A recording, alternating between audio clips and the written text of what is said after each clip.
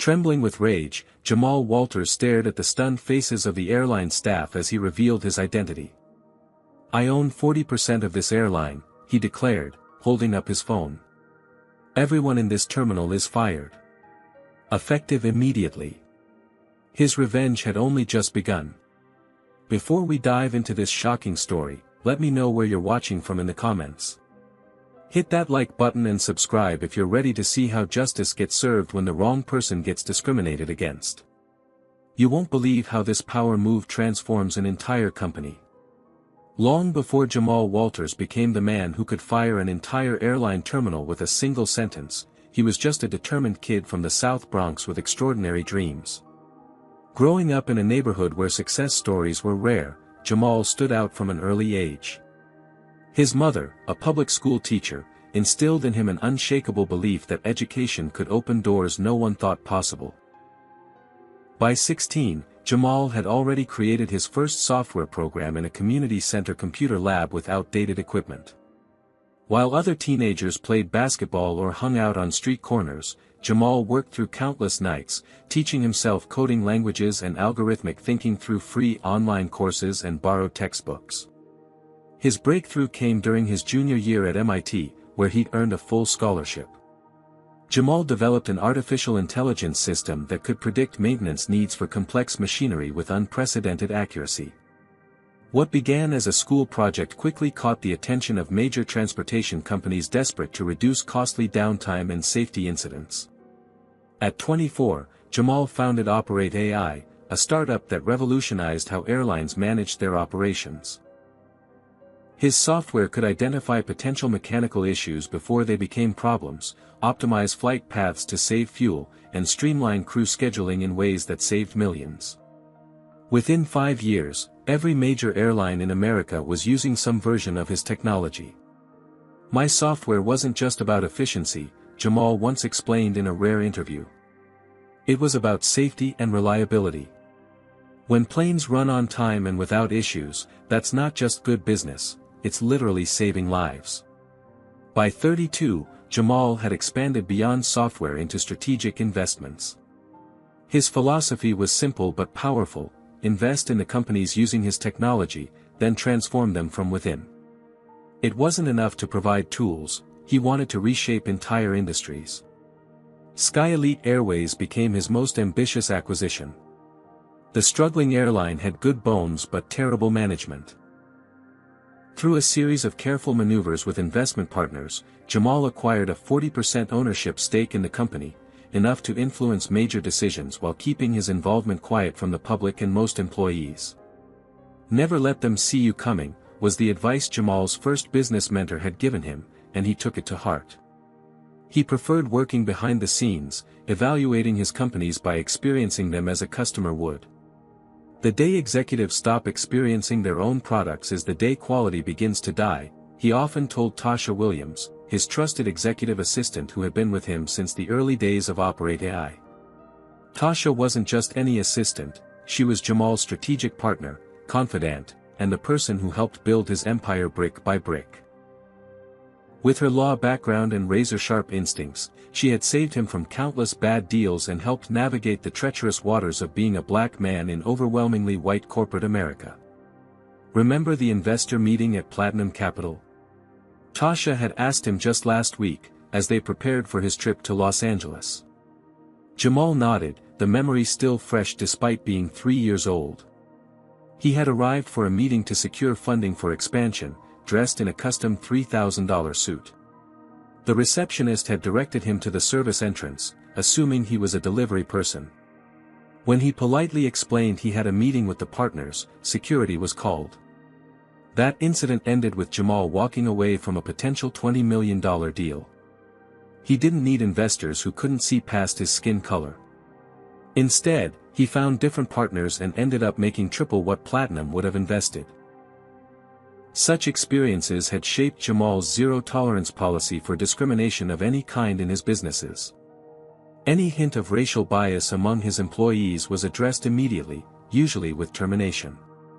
Some called him harsh, but Jamal saw it differently. "Prejudice isn't a learning curve issue," he explained to his management teams. It's a character issue.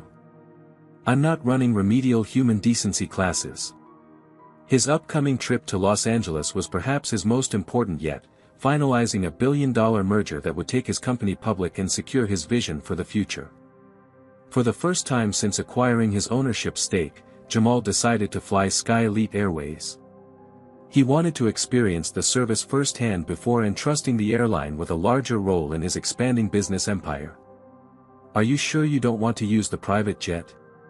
Tasha had asked when he booked the commercial flight. "The merger documents can wait an extra day." "I need to see how Sky Elite treats its customers," Jamal insisted. "Not just how they treat a known owner. Book me in first class, but use my middle name. And no special notifications to the staff." What Jamal couldn't have known was that this routine flight would become a turning point not just for Sky Elite Airways, but for his own approach to fighting the discrimination he'd faced his entire life, no matter how many zeros appeared in his bank account. The morning of the flight, Jamal dressed deliberately. Though his closet contained custom suits from the finest tailors in New York, he chose dark jeans, a simple black t-shirt, and a navy blazer. The only hints of his wealth were subtle: a titanium Patek Philippe watch worth more than some homes and a handcrafted leather briefcase containing his laptop. Arriving at JFK International Airport, Jamal joined the first-class check-in line. The agent barely looked up as she verified his identity and boarding pass. "Window or aisle preference, sir?" she asked, her tone noticeably cooler than it had been with the white businessman ahead of him.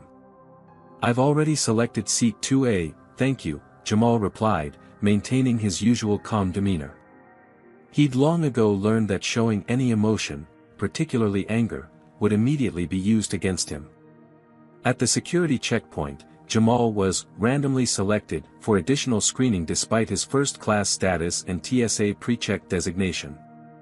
The older white couple ahead of him sailed through with a friendly nod from the agent. Jamal submitted to the extra security measures without comment, though he noted each face and badge number for later. Boarding began precisely on schedule. Jamal waited as priority travelers with young children and those needing assistance were welcomed aboard. When first-class boarding was announced, he stepped forward, boarding pass in hand. "Sir, it's not your group yet," a gate agent named Darren said, despite the first class clearly printed on Jamal's boarding pass. "I'm in first class," Jamal stated calmly, showing his boarding pass again. Darren's expression shifted from dismissive to surprised, then to a tight smile. "Oh, I see. Go ahead." As Jamal walked down the jet bridge, he made mental notes about the interaction. This wasn't his first experience with assumptions based on his appearance, and he doubted it would be his last. But as a major stakeholder in the airline, he now had the power to address these issues systematically. On board, flight attendant Brenda Calloway barely acknowledged Jamal as he located his seat in the first row of first class. When the older white couple from security arrived moments later, Brenda's demeanor transformed instantly. "Welcome aboard. Can I get you a pre-flight beverage? Water, juice, or champagne perhaps?" she offered warmly. When she finally turned to Jamal, her smile tightened. "Anything to drink?" she asked curtly. "Sparkling water with lime, please," Jamal replied. 15 minutes passed. The white couple had received their drinks, fresh newspapers, and warm towels. Jamal's seat remained empty of all amenities. When he pressed the call button, Brenda appeared with obvious reluctance. "Yes?" she asked, finger already reaching to turn off the call light. "I ordered sparkling water some time ago," Jamal reminded her. "We're very busy with boarding," she replied. "I'll try to get to it before takeoff." The final boarding groups were being called when a commotion at the front of the cabin caught Jamal's attention. A white man in his 50s with silver hair and an expression of practiced authority was speaking loudly to Brenda. "What do you mean my usual seat is taken? I specifically requested 2A. I always sit in 2A when I fly this route." The man's voice carried the entitlement of someone unaccustomed to hearing no. Jamal recognized him immediately: Garrett Thompson, executive vice president at First Capital Bank. They had never formally met, but Jamal had sat across from him at industry events. Thompson had never acknowledged him on those occasions either. Brenda's eyes darted toward Jamal, then back to Thompson. "I understand, Mr. Thompson. Let me see what I can do." She hurried away, returning moments later with a senior flight attendant and the captain himself, Harold Jenkins, still adjusting his uniform as if called for more important duties. "What seems to be the issue?" Captain Jenkins asked, his attention focused entirely on Thompson. "This is unacceptable," Thompson complained. "I'm a Diamond Elite member. I always sit in 2A. It's in my preference profile." Jenkins nodded sympathetically. "I understand, sir. Let me see what we can do to sort this out." Only then did the three staff members turn their attention to Jamal. Brenda stepped forward. "Sir, we have a situation. Mr. Thompson is one of our most valued frequent flyers with Diamond Elite status. He has a standing preference for this particular seat. We need to ask you to relocate." Jamal raised an eyebrow slightly. "I booked this seat weeks ago. My boarding pass assigns me to 2A. He held up his phone showing the electronic confirmation. "I'm not interested in changing seats." Brenda's friendly facade cracked. "Sir, perhaps you don't understand. Mr. Thompson flies with us weekly and specifically requires this seat for medical reasons." Jamal looked directly at Thompson, who showed no signs of any medical distress requiring a specific seat. If there were medical accommodations needed, they should have been arranged during booking.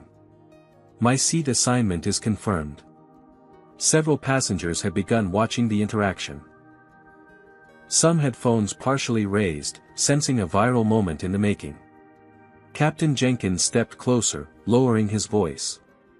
"Sir, we can offer you a complimentary beverage voucher for your cooperation. It would really help us out." "No thank you," Jamal replied firmly. "I booked this seat, checked in on time, and I'm already settled." The tension in the cabin thickened. Thompson leaned toward the captain and whispered something. Jenkins nodded and straightened his posture, now addressing Jamal with newfound authority. "Sir, as captain of this aircraft, I need to ensure all passengers are satisfied and that we maintain an orderly cabin. I'm going to have to insist you relocate." Jamal remained perfectly still. "On what grounds?" Jenkins' jaw tightened. "On the grounds that I'm the captain and I've made a decision about seating arrangements on my aircraft. Is it company policy to remove passengers from their assigned seats to accommodate others' preferences?" Jamal asked, his voice level but carrying enough for nearby passengers to hear. Thompson interrupted, his patience visibly thinning. "Look, just take another seat. There are plenty available." His voice dropped to a near whisper. "Know your place." A young black woman seated across the aisle shifted uncomfortably, clearly having overheard the comment. Her eyes met Jamal's briefly, a silent acknowledgement of what was really happening. Brenda stepped closer. "Sir, if you continue to be difficult, we'll consider this a disruption to cabin safety and will act accordingly." Jamal looked around slowly. The mostly white passengers in first class averted their eyes, suddenly fascinated by safety cards and window views. Only the young woman across the aisle held his gaze, her expression a mixture of sympathy and helplessness. In that moment, Jamal had a choice. He could reveal his ownership stake now and end this immediately, or he could document how Sky Elite Airways truly operated when they didn't know who was watching. "I'd like to speak to your customer service manager," Jamal stated calmly. "That won't be necessary," Jenkins replied. "This isn't a customer service issue, it's a matter of cabin management." Jamal noticed two men in plain clothes approaching from the rear of the aircraft. Air marshals, responding to some silent signal from the crew. Everything was escalating exactly as it had countless times before in Jamal's life, only this time, the ending would be very different. The air marshals positioned themselves on either side of Jamal's seat, their presence creating an immediate hush throughout the first-class cabin. One was a broad-shouldered white man with a military haircut, the other, a shorter Latino man with an impassive expression. Neither displayed any identification, but their purpose was clear. "Sir," the taller marshal said, "we need you to come with us." Jamal remained perfectly still. "On what grounds am I being removed from my assigned seat?" Captain Jenkins stepped forward again. "You're causing a disturbance and refusing crew member instructions. That's a federal violation." "I've raised my voice to no one," Jamal replied evenly. "I've simply declined to give up the seat I purchased." Nearby, Garrett Thompson made a show of checking his watch. "This is ridiculous. Some people just need to learn respect for the system." The comment was just loud enough for those in nearby seats to hear. A few passengers nodded in agreement. Others looked uncomfortable but remained silent. "Final warning," Brenda said, her voice carrying artificial authority. "Either move voluntarily or you'll be escorted off the aircraft entirely." Jamal weighed his options quickly. Getting removed from the flight would complicate his plans in Los Angeles, but it would also create a clearer case of discrimination. Accepting another seat would allow him to continue documenting the airline's practices. "Fine," he said finally. "Where would you like me to move?" Brenda's triumphant smile lasted only a second before she composed herself. "We have a middle seat available in row 27. Not just economy, but a middle seat in one of the last rows." The message couldn't have been clearer. "You're moving me from first class to a middle seat in economy?" Jamal asked, making sure everyone nearby heard. "It's all that's available," Brenda lied smoothly. Jamal had checked the seat map that morning. The flight was barely two-thirds full. The young black woman across the aisle finally spoke up. "That's not right. There are empty seats all over Economy Plus. I can see them from here." Brenda turned to her sharply. "This doesn't concern you, ma'am. It concerns everyone when rules apply differently to different people," the woman responded, holding Brenda's gaze. Captain Jenkins intervened. "Ma'am, please don't involve yourself or you may also be considered disruptive." The threat silenced her, but her eyes communicated volumes to Jamal as he gathered his briefcase. As he stood, Thompson immediately took his seat, arranging himself with obvious satisfaction. "Thank you for seeing reason," he said, not bothering to look at Jamal. The walk back through first class felt interminable. Jamal could feel eyes following him, some curious, some satisfied, some embarrassed on his behalf. The air marshal stayed close behind, as if he might suddenly revolt. At the boundary between first class and economy, Brenda stopped him. "I'll need to hold your phone during the flight." "Excuse me?" Jamal asked. "Security protocol during a passenger incident. We need to ensure you're not using electronic devices inappropriately."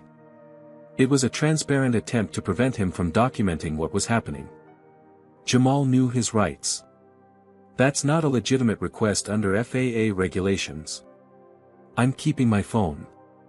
The taller air marshal stepped closer. "Sir, you've already caused enough trouble. Hand over the phone." Aware that further resistance might indeed get him removed from the flight, Jamal reluctantly surrendered his phone. "I'll expect that back immediately upon landing." Brenda took the phone with undisguised satisfaction. Of course. The humiliation continued as Jamal made his way through premium economy, then regular economy, feeling the stares of curious passengers. Someone whispered, "What did he do?" loud enough for him to hear. Row 27 was indeed at the back of the plane, just in front of the lavatories.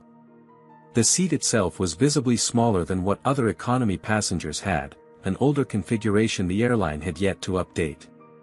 On either side sat passengers who had already claimed both armrests.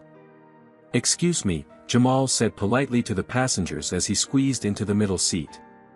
The older white woman by the window pursed her lips and shifted slightly away from him. The businessman on the aisle sighed dramatically, as if Jamal's presence was an imposition on his comfort. From this vantage point, Jamal could see first-class passengers still boarding, including several who were directed to empty seats, proving Brenda's claim of no available seats had been a complete fabrication. As if to emphasize the disparity in treatment, Jamal watched as Brenda personally delivered Thompson a glass of champagne before the plane had even finished boarding. A clear violation of safety protocols requiring crew to be seated during taxiing. Through the gap between seats, Jamal could see the young woman who had spoken up being served with noticeably less enthusiasm than other first-class passengers. Brenda's body language communicated clear displeasure at the woman's intervention. Without his phone, Jamal was forced to mentally document every detail, names, times, statements made. His memory had always been exceptional, a trait that had served him well throughout his education and business career. After takeoff, as beverage service began, Jamal observed another flight attendant, Kyle Turner, making his way through the cabin. When he reached Jamal's row, he barely paused. "Something to drink?" he asked, already reaching for the next passenger's request. "Water, please," Jamal replied. Kyle handed him a plastic cup with no ice, already moving on. For other passengers, Jamal noticed, drinks were poured from bottles and cans at their seats. His pre-poured water had a faintly soapy taste, as if the cup had been improperly rinsed. From several rows ahead, Jamal could hear Kyle and another flight attendant, Lisa Perkins, speaking in hushed tones. "That's the guy from first class," Lisa whispered. "The one who wouldn't give up his seat." "Some people don't know how things work," Kyle replied. "Thompson's our biggest revenue passenger on this route. Always books last minute, always pays full fare." Their voices dropped lower, but their glances back toward row 27 made their topic of conversation obvious. The indignities continued throughout the flight. When meal service began, economy passengers were offered a choice between chicken and pasta. When the cart reached Jamal's row, the flight attendant announced, "Pasta only for this section." When Jamal needed to use the lavatory, a flight attendant accidentally blocked his path with the beverage cart for nearly 5 minutes, despite allowing other passengers to pass.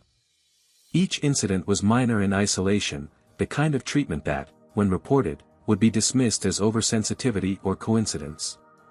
Together, they formed an unmistakable pattern that Jamal had experienced countless times throughout his life, regardless of his achievements or status. The difference now was that Jamal had the power to do something about it. Without his phone, he couldn't contact Tasha directly, but he knew exactly what would happen once he landed. What the crew of Flight SK-1372 didn't realize was that they weren't humiliating an ordinary passenger who could be bullied and forgotten. They were providing the owner of their company with first-hand experience of the rot within his airline, and signing their own professional death warrants in the process. Trapped in the cramped middle seat of row 27, Jamal settled into a state of hyper-awareness.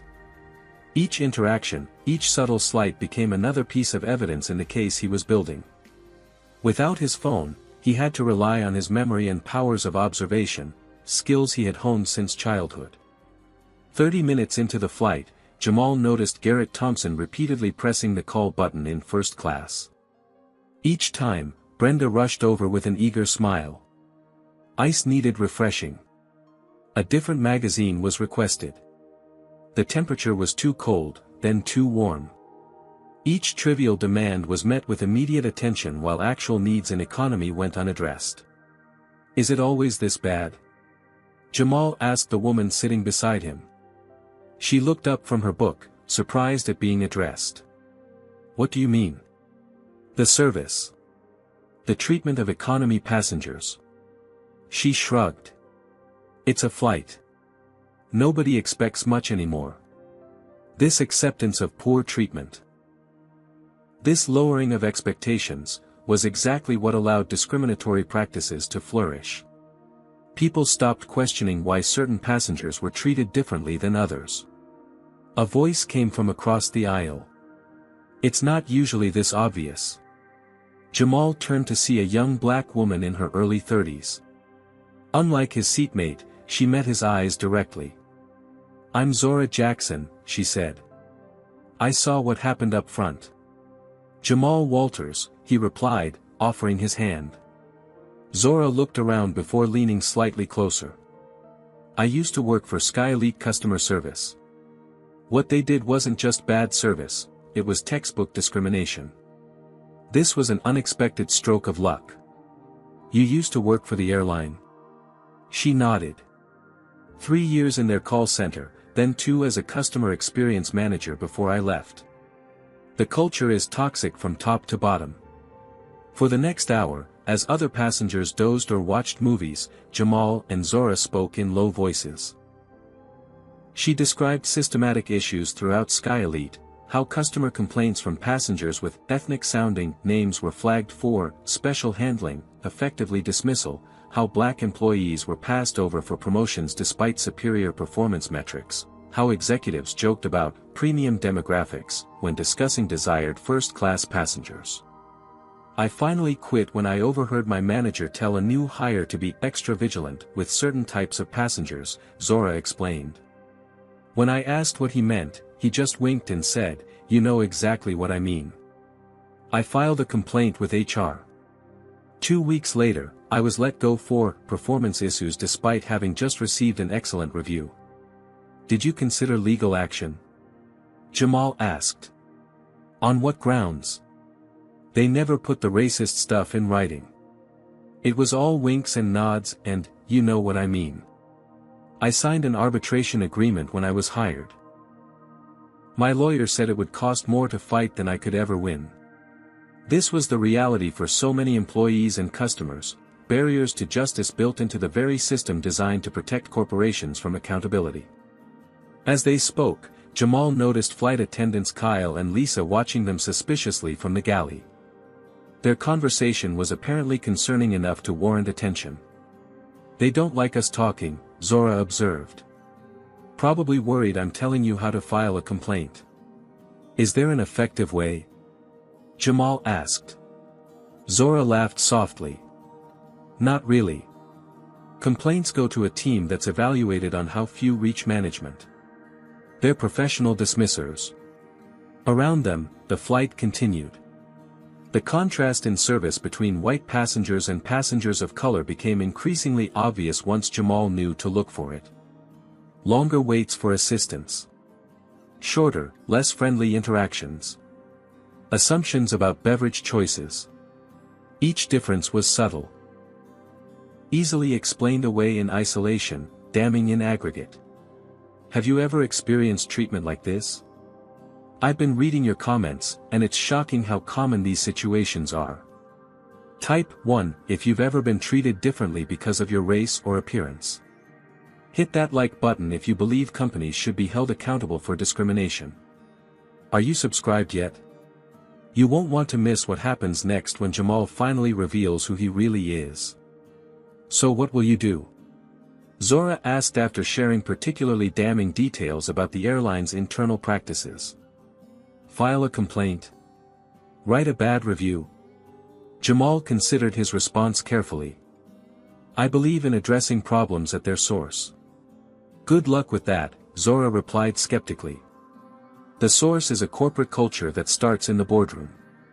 Precisely, Jamal agreed, not yet revealing his position to impact exactly that. As the flight entered its final hour, Jamal observed Garrett Thompson becoming increasingly intoxicated in first class. His voice carried through the cabin as he loudly discussed investment opportunities with his seatmate, name-dropping executives and dollar amounts to establish his importance. That guy's been flagged for inappropriate behavior 3 times, Zora whispered. But he spends so much on last-minute first-class tickets that nothing ever happens. How do you know that? Jamal asked. I had access to the VIP passenger database. His file had warnings, but also a note, revenue protection. Supervisory approval required for any discipline. This information confirmed what Jamal had suspected. There was a systemic problem with accountability that went beyond individual employees. The airline had institutionalized preferential treatment while ignoring bad behavior from certain passengers. As the captain announced their initial descent into Los Angeles, Brenda appeared in economy, making her way directly to row 27. Sir, she said to Jamal with artificial politeness, I'll need you to remain seated until all other passengers have deplaned when we arrive. May I ask why? Jamal responded. Security protocol following a cabin incident, she replied, loud enough for nearby passengers to hear, creating the impression that Jamal had done something threatening. What incident? He challenged. I complied with your inappropriate request to surrender my rightful seat. Brenda's smile tightened. Nevertheless, those are my instructions from the captain. As she walked away, Zora leaned over. They're hoping you'll cause a scene so they can have you detained at the gate. I've seen it before. I don't cause scenes, Jamal replied calmly. I solve problems. When the plane finally touched down at LAX and taxied to the gate, Jamal remained perfectly still as other passengers gathered their belongings. He noticed Kyle standing at the back of the plane, watching him intently. At the front, Brenda personally escorted Garrett Thompson off the aircraft first, carrying his coat and briefcase like a personal valet. The young woman who had spoken up in first class paused as she passed Jamal's row. What they did wasn't right, she said quietly, slipping him a business card. I'm an employment attorney. Call me if you want to discuss options. Jamal accepted the card with a nod of thanks. Another ally he hadn't expected. When the final passenger had departed, Brenda approached with Jamal's phone. Your device, sir. In the future, I suggest upgrading to first class if you expect premium treatment. Her tone made it clear she didn't believe he could afford such luxuries. Jamal accepted his phone without comment and gathered his belongings. As he finally exited the aircraft, Brenda couldn't resist a parting shot. Have a nice day, sir. We know you have choices in airlines, and we hope you make a different one next time. Little did she know, Jamal Walters wasn't just choosing airlines. He owned this one. And changes were coming faster than anyone could imagine. The jet bridge at LAX felt like the threshold to a moment Jamal had been preparing for his entire career. As he stepped into the terminal, he immediately opened his phone and sent a brief text to Tasha, situation at LAX Terminal 5. Sky Elite Flight 1372. Need you here with legal team ASAP. Bring ownership documentation. Her response came seconds later, on it. ETA 35 minutes. Jamal had built his business empire by being strategic, not reactive. The discrimination he just experienced wasn't merely a personal affront, it was evidence of deep institutional problems within a company he partially owned. Problems that would drive away customers, create liability, and ultimately damage shareholder value if left unaddressed. Rather than immediately revealing his identity, Jamal decided to experience the full customer service process. He walked directly to the Sky Elite customer service desk in the terminal, where 3 agents were handling various passenger issues. I'd like to speak with someone about a concerning incident on my flight, Jamal stated to the first available agent, a middle-aged man whose nameplate read, Philip West, customer service manager. Philip's eyes flickered over Jamal briefly, taking in his casual attire and making an immediate assessment. Fill out this form and we'll get back to you within 6 to 8 weeks, he said, sliding a paper across the counter without looking up from his computer. I'd prefer to discuss this now, Jamal insisted calmly. It involves discriminatory treatment by your flight crew. Philip sighed as if deeply inconvenienced.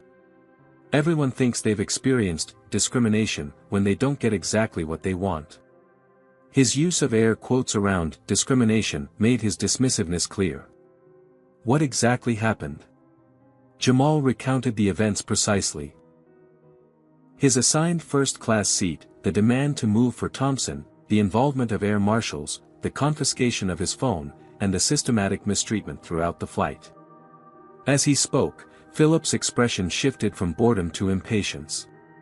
When Jamal finished, the manager didn't even pretend to take the complaint seriously. Sounds like you were uncooperative with crew instructions, which is a violation of federal regulations. The captain has absolute authority over seating arrangements for balance and safety reasons. Nevertheless, I can offer you a $50 voucher for your inconvenience. He pushed a pre-printed voucher across the counter. The captain explicitly stated the seat change was to accommodate Mr. Thompson's preference, not for balance or safety, Jamal corrected. And the flight attendant admitted I was moved because Thompson is a high-revenue passenger. I wasn't there, so I can't comment on what was or wasn't said, Philip replied. The voucher is our standard compensation for perceived service issues. Jamal left the voucher untouched. I'd like to speak with your supervisor. I am the supervisor on duty. Then I'd like to speak with the terminal director. Philip laughed softly. The terminal director doesn't get involved in routine customer complaints. This isn't routine, Jamal stated. This is a documented case of racial discrimination by multiple employees. I'm happy to wait while you contact them. Something in Jamal's tone, the calm certainty, perhaps, finally penetrated Philip's dismissive attitude. He studied Jamal more carefully. Wait here, he said, disappearing into a back office. 10 minutes passed before a woman in her 50s emerged. Her Sky Elite uniform was more tailored than the customer service staff, with additional insignia indicating senior management status. I'm Sandra Miller, Terminal Director for Sky Elite at LAX, she introduced herself with practiced corporate warmth. I understand you had some concerns about your flight experience today. Not concerns. Documented instances of discrimination, Jamal corrected.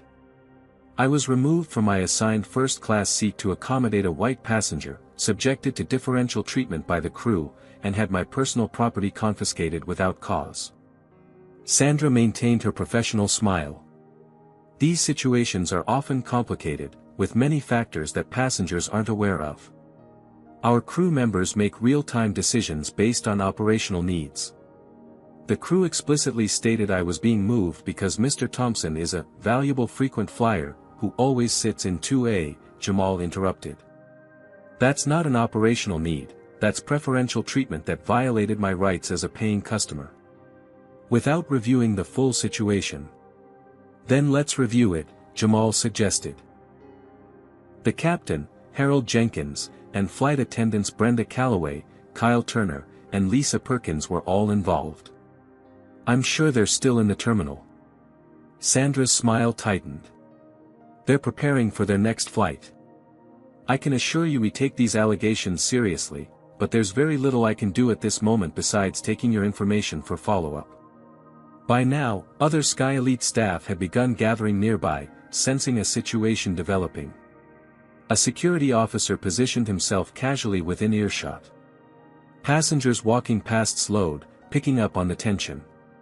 Ms. Miller, Jamal said, his voice remaining measured, are you familiar with federal aviation regulations regarding passenger rights and discrimination? Of course, but...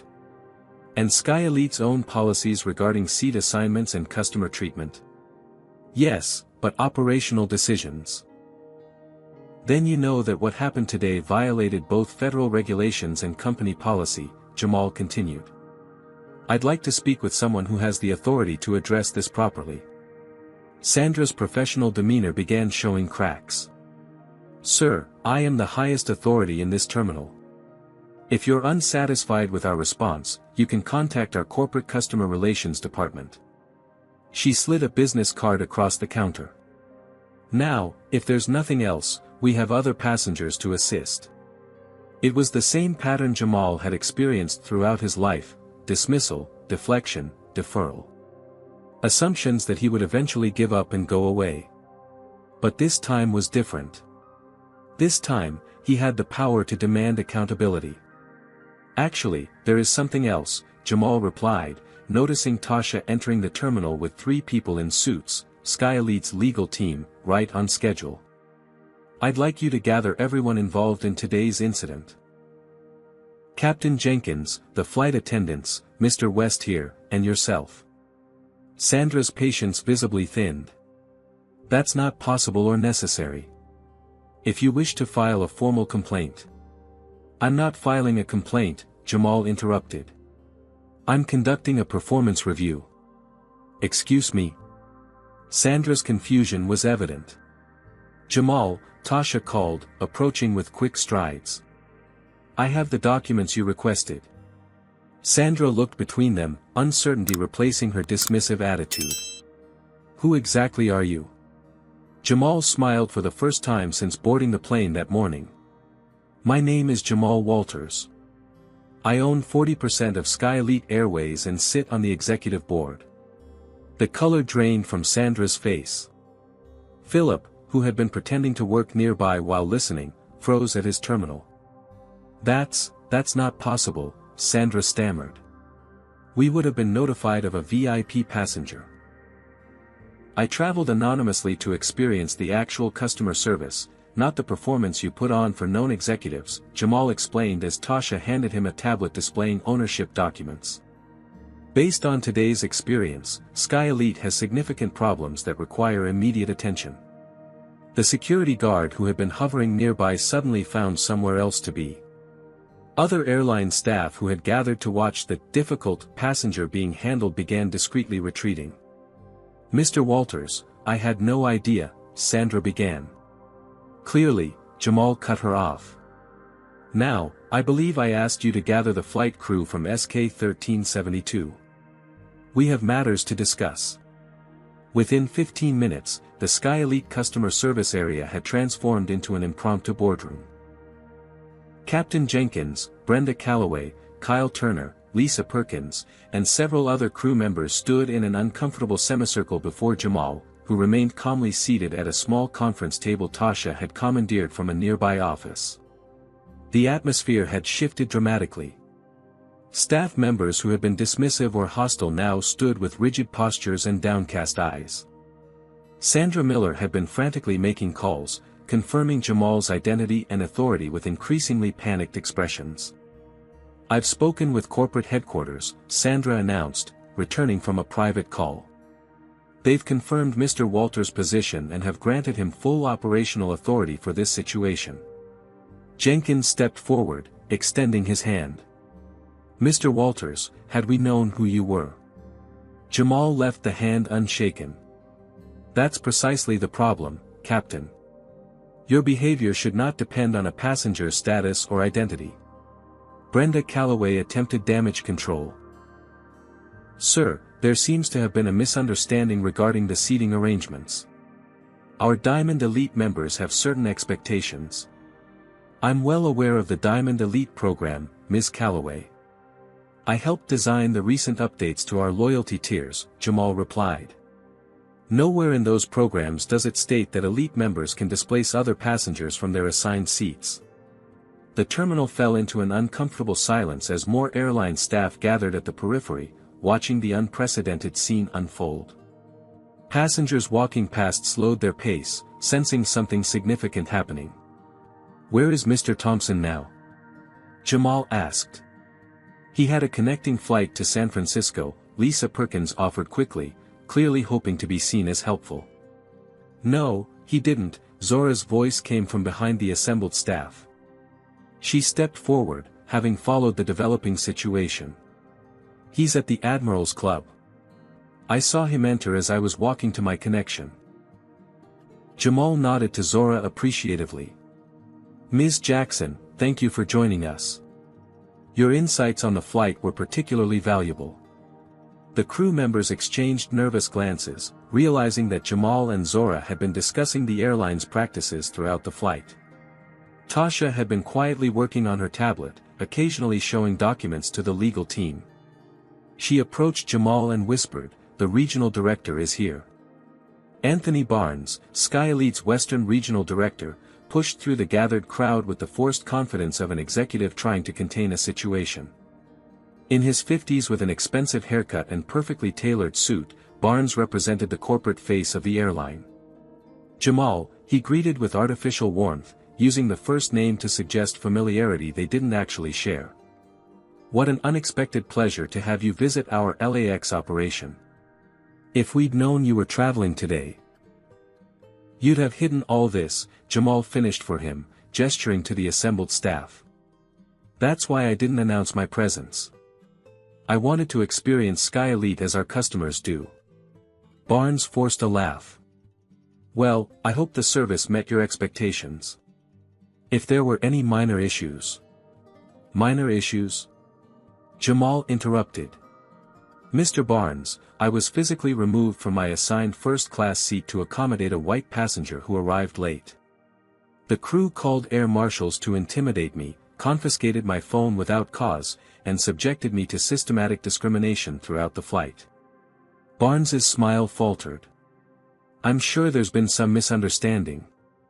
There's no misunderstanding, Tasha interjected, turning her tablet to display a social media feed.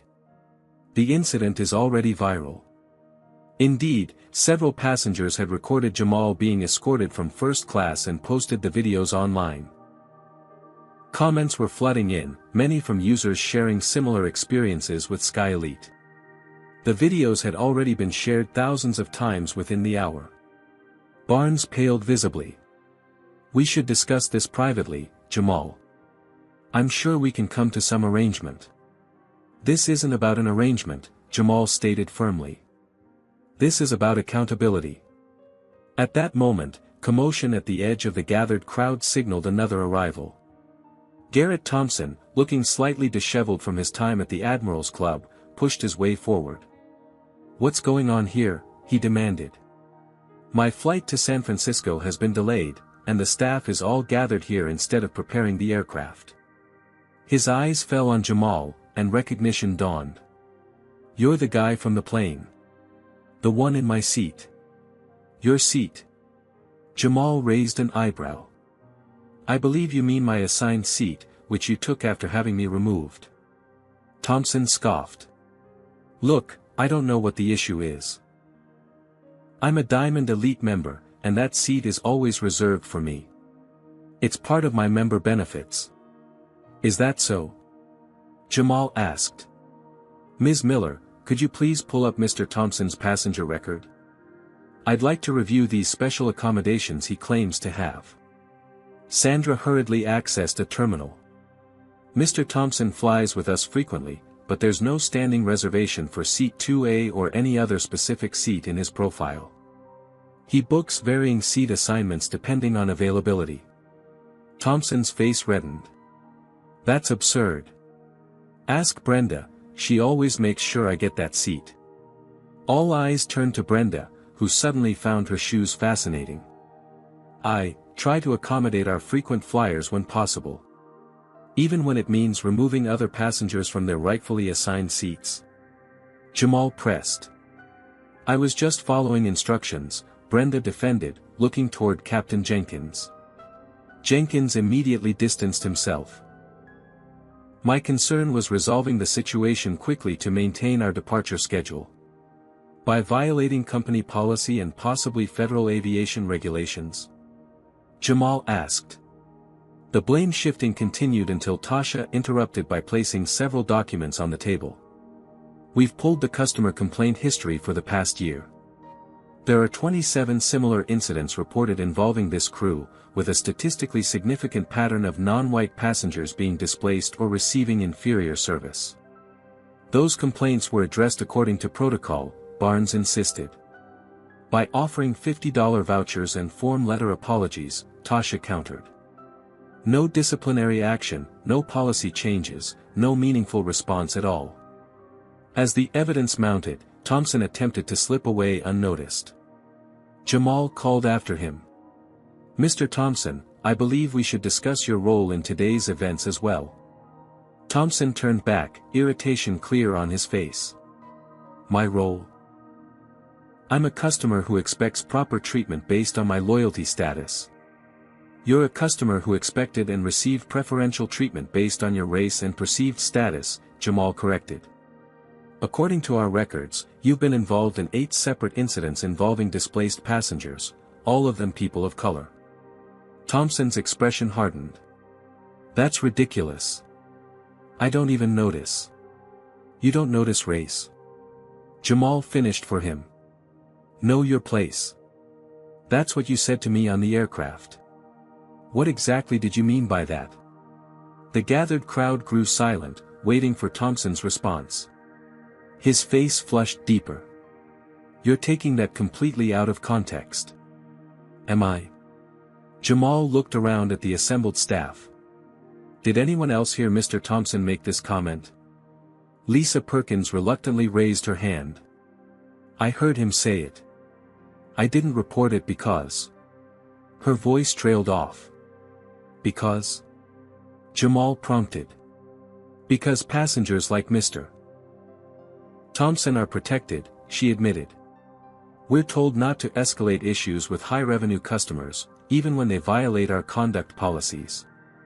This admission opened the floodgates.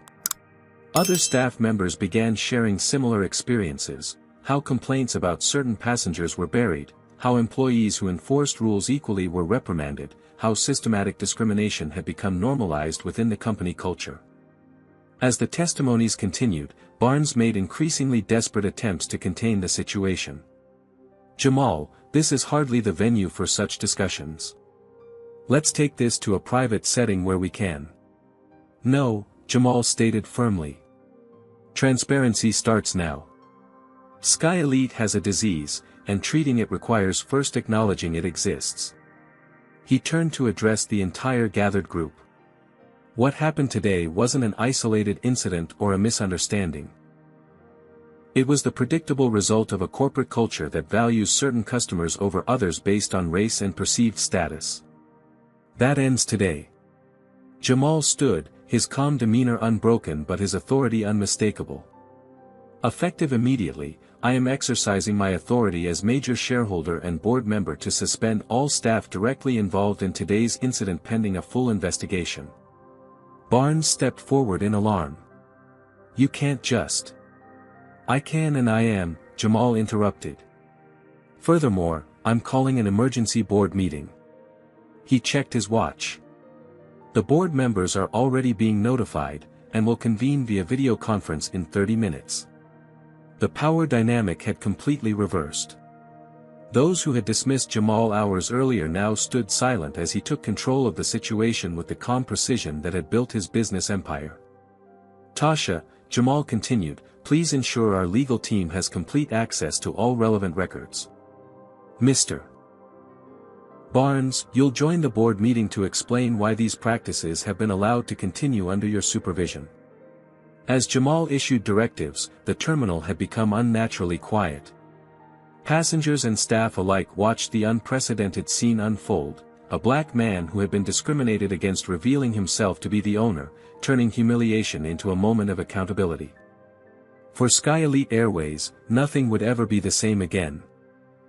The Sky Elite conference room at LAX, normally reserved for crew briefings and operational meetings, had been hastily transformed into command central for what staff were already calling the Walters Reckoning. Large monitors displayed video feeds of board members connecting from across the country, their expressions ranging from concern to outright panic. Jamal sat at the head of the table, reviewing documents Tasha had organized into precise categories: passenger complaints, employee reports, internal communications, and policy violations. The evidence of systematic discrimination was overwhelming once properly compiled. The board is ready, Tasha announced, adjusting the final video connection. Jamal nodded and addressed the assembled faces on the screens. Thank you for joining this emergency session. I apologize for the short notice, but the situation requires immediate attention. Gerald Hoffman, the board chairman, leaned toward his camera. Jamal, while we appreciate your concern, suspending an entire terminal's senior staff seems rather extreme without proper review procedures. I've followed exactly the procedures outlined in our corporate bylaws regarding emergency executive action, Jamal replied. Section 8, Paragraph 4 specifically grants major shareholders direct intervention rights in cases involving potential legal liability or significant brand damage. Several board members glanced down, presumably checking these provisions they had never expected to be invoked. For those who haven't seen it yet, Jamal continued, the videos of my treatment on today's flight have reached over 200,000 views in the past hour. Hashtag Sky Elite Racism is trending nationally. A palpable tension filled the virtual meeting. Corporate boards feared few things more than viral social media scandals. Jamal proceeded to outline the day's events with clinical precision, sharing documentation and witness statements. As he spoke, Anthony Barnes shifted uncomfortably beside him, occasionally attempting to interject with explanations that Jamal smoothly cut off. This isn't an isolated incident, Jamal concluded. Our legal team has identified a pattern of similar complaints that were systematically minimized or dismissed. We're potentially facing multiple class action lawsuits if we don't address this immediately and comprehensively. The mood in the virtual boardroom darkened further at the mention of legal exposure. What exactly are you proposing? Asked Victoria Chambers, the newest board member and the only other person of color in the leadership team.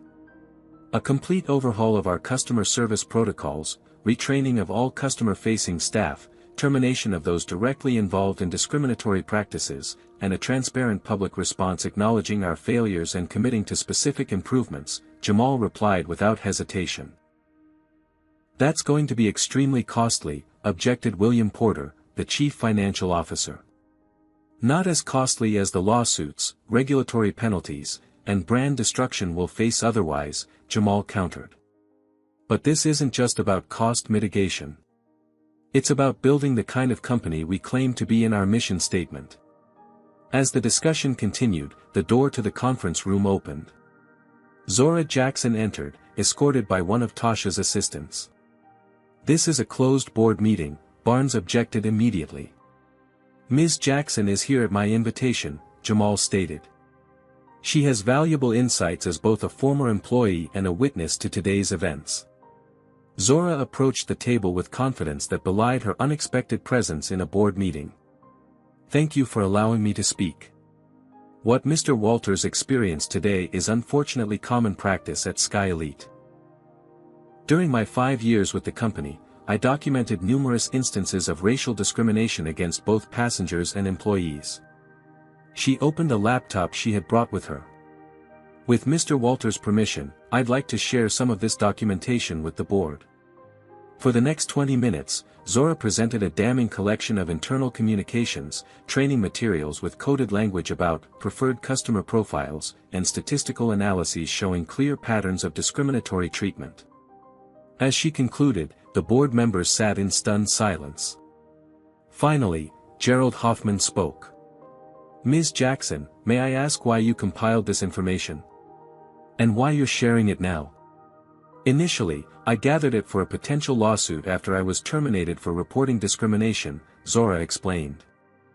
I ultimately decided against legal action because the arbitration agreement made it nearly impossible to win. I'm sharing it now because Mr. Walters has the power to actually fix these problems, and I believe he's genuinely committed to doing so. Her candid answer seemed to resonate with several board members. One more thing, Zora added. I'm not just a former employee.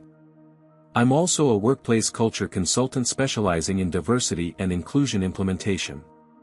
Mr. Walters and I discussed potential reforms during the flight, before either of us revealed our professional identities. The revelation that Zora was actually a professional consultant shifted the dynamic further.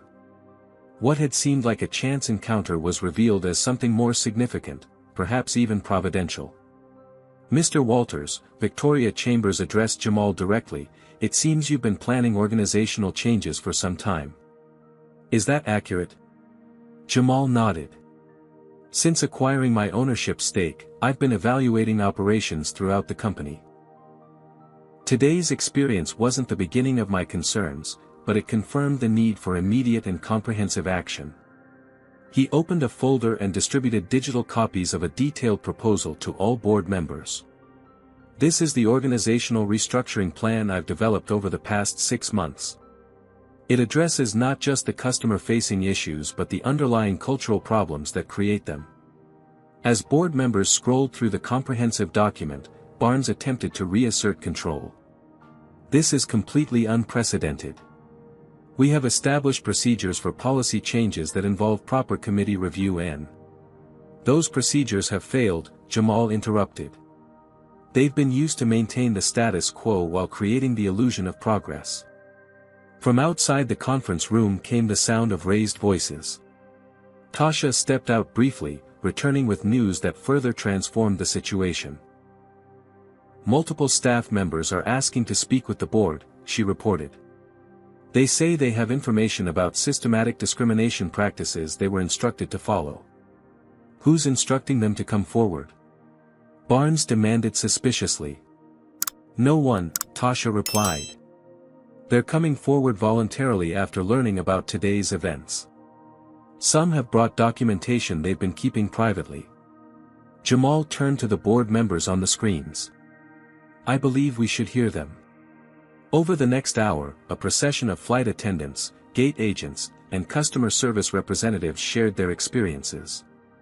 Some had documented instances when they were reprimanded for treating all passengers equally instead of giving preference to certain demographics. Others described how reports of discriminatory behavior were routinely buried or minimized. One flight attendant, Daniel Rodriguez, presented emails from his supervisor explicitly instructing him to use discretion when enforcing rules for passengers who reflect our premium brand image, a phrase that investigation revealed was understood throughout the company as code for white, wealthy-appearing customers. As the testimonies continued, Barnes grew increasingly agitated. When a customer service manager revealed that Barnes himself had established a policy of flagging complaints from passengers with ethnic-sounding names for automatic denial, he finally erupted. This is a coordinated attack on the company's reputation. Barnes shouted. These employees are disgruntled individuals looking for personal gain. Is that why they're all risking their jobs to speak up? Jamal asked calmly. Or could it be that they've been waiting for someone to finally listen? The contrast between Barnes's emotional outburst and Jamal's composed leadership wasn't lost on the board members. One by one, they began expressing support for Jamal's proposed changes. Gerald Hoffman finally called for a formal vote. It seems clear that significant action is required. I move that we approve Mr. Walters' restructuring plan in principle, pending legal review of implementation details. The motion passed unanimously, even as Barnes slumped in defeat. Effective immediately, Hoffman continued, Mr. Walters is authorized to implement emergency management changes as outlined in his proposal. Mr. Barnes is placed on administrative leave pending investigation of his role in establishing discriminatory practices. As the meeting concluded, Jamal addressed the board one final time. Today isn't about punishment. It's about transformation. Sky Elite can become the company we've always claimed to be, one that truly values every customer and employee equally. The path forward will be challenging, but necessary. The reckoning had begun. As word spread throughout the company, employees who had long felt silence began to hope that real change might finally be possible. 1 week after the incident that employees now referred to simply as the flight, Sky Elite Airways headquarters in Atlanta buzzed with unprecedented activity. The executive floor, once an exclusive sanctuary for senior leadership, had been transformed into an open command center for what Jamal called Operation Reset. Conference rooms that had previously hosted closed-door meetings now featured glass walls covered with transparency reports, real-time customer feedback metrics, and accountability tracking boards. The message was clear: secrets and silos were things of the past. Jamal had temporarily relocated his primary office to Sky Elite headquarters, working 18-hour days alongside a hand-picked transition team. Today, he was personally interviewing candidates for several newly created leadership positions. What would you do if you observed a colleague giving preferential treatment based on a passenger's appearance? Jamal asked a candidate for the Director of Customer Experience position.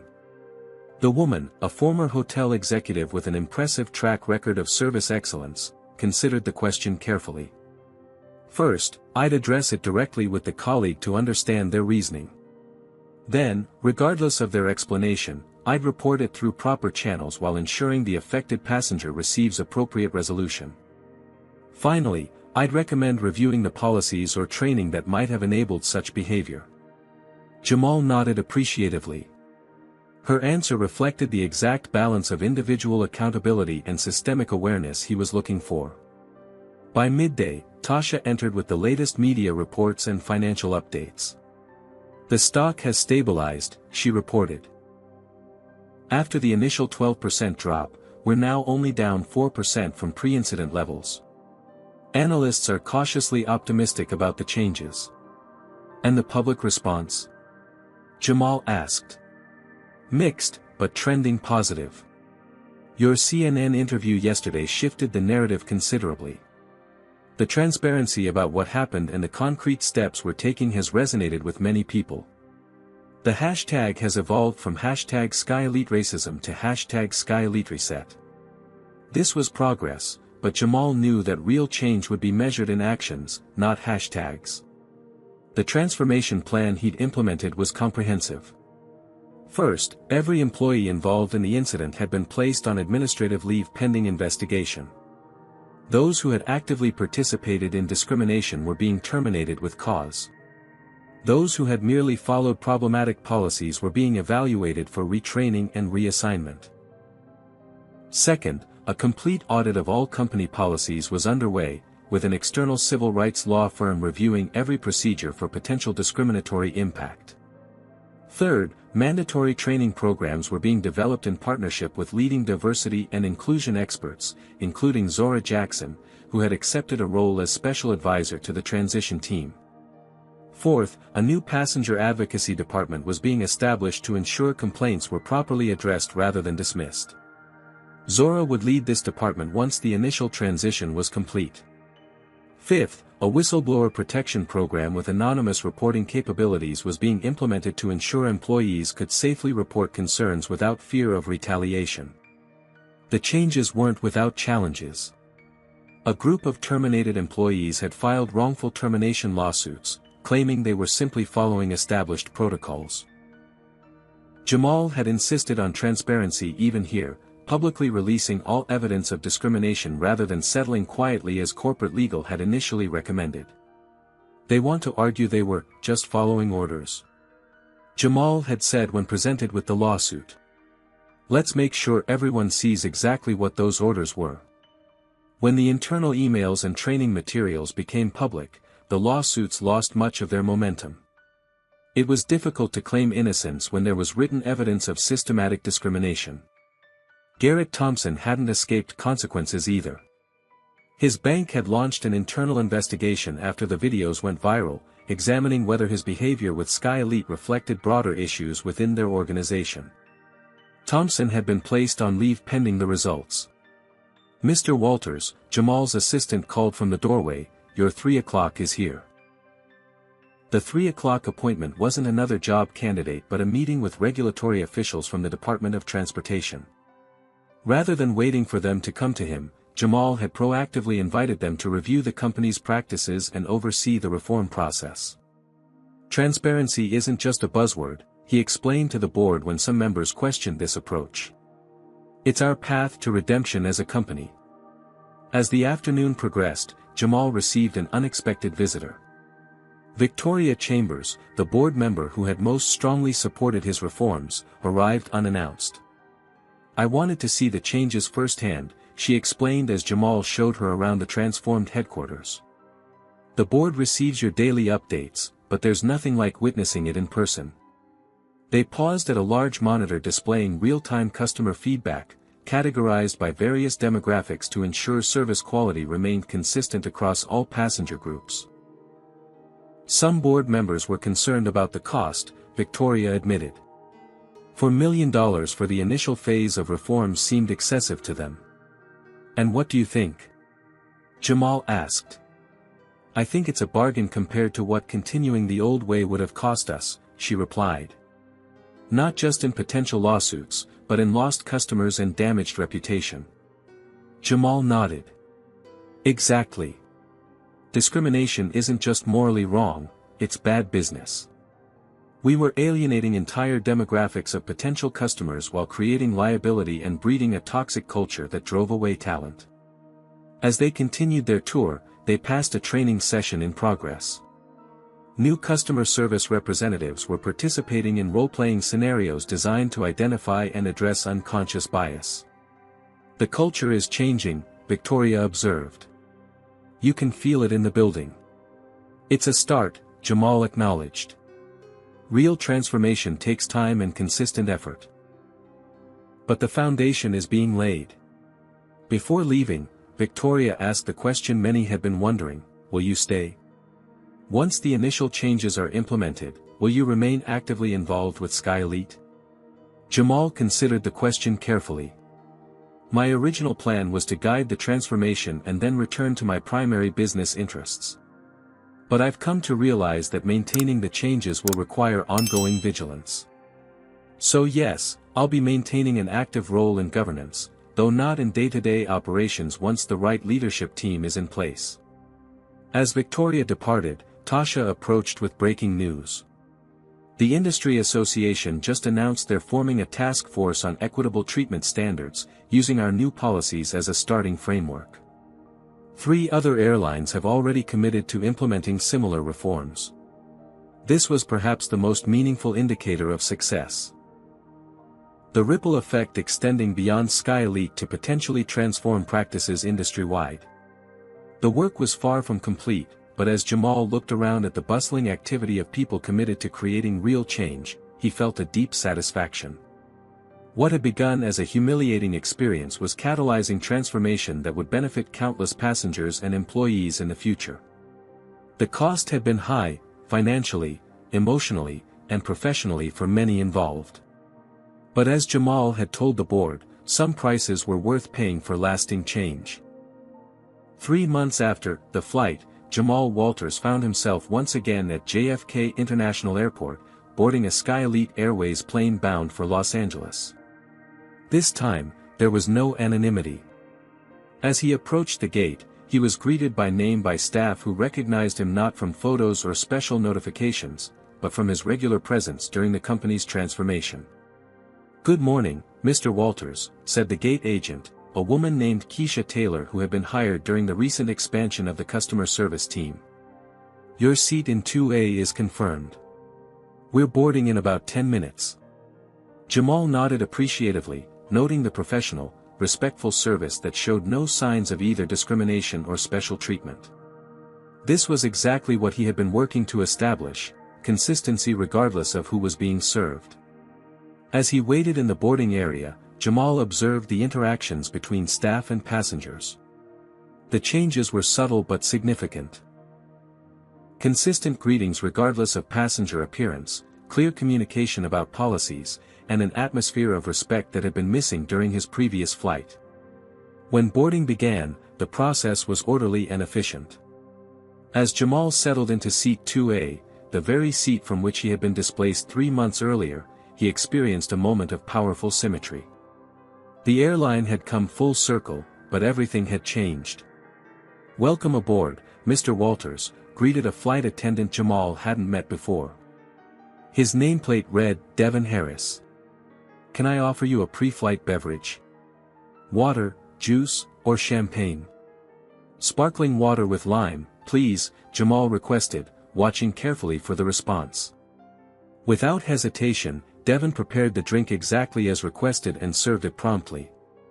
The simple interaction, receiving the service he had been denied months ago, represented the fundamental change Jamal had worked to implement.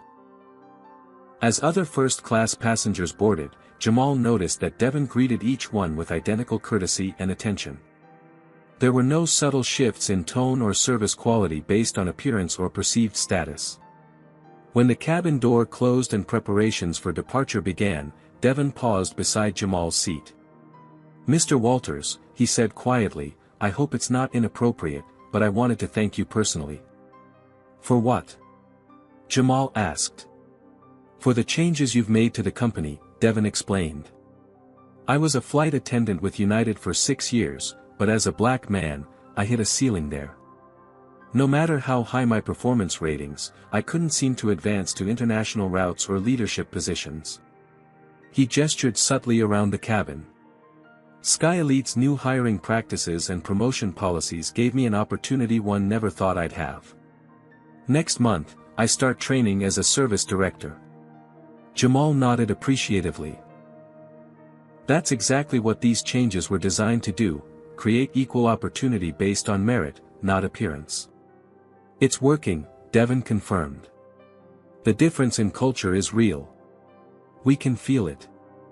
As the flight progressed, Jamal observed countless small details that indicated genuine change: the diverse crew working together seamlessly, the consistent service standards applied to all passengers, the absence of the subtle cues of preferential treatment he had witnessed during the flight.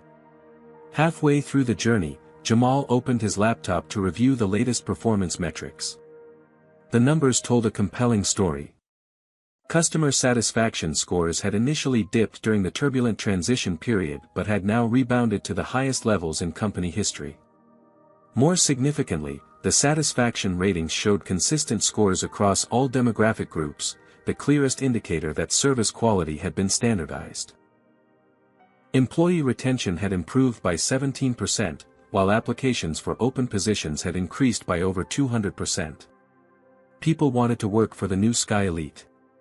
Most impressively, after the initial stock drop, share values had not only recovered but increased by 22% compared to pre-incident levels. The market had recognized that a more equitable company was also a more profitable one. As the plane began its descent into Los Angeles, Jamal closed his laptop and gazed out the window. The sprawling city below represented both memory and possibility. The site of his humiliation had become the birthplace of transformation. After landing, Jamal made his way through the terminal where the reckoning had taken place. The customer service desk that had once been staffed by dismissive employees now featured a diverse team actively engaging with passengers' needs.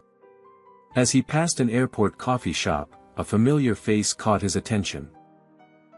Brenda Calloway, the flight attendant who had been at the center of the discriminatory incident, was working behind the counter. Their eyes met briefly, mutual recognition immediate. After a moment's consideration, Jamal entered the coffee shop and approached the counter. "Hello, Brenda," he said simply. Her face flushed with recognition and embarrassment. "Mr. Walters. I didn't expect to see you." "Life has unexpected moments," Jamal replied.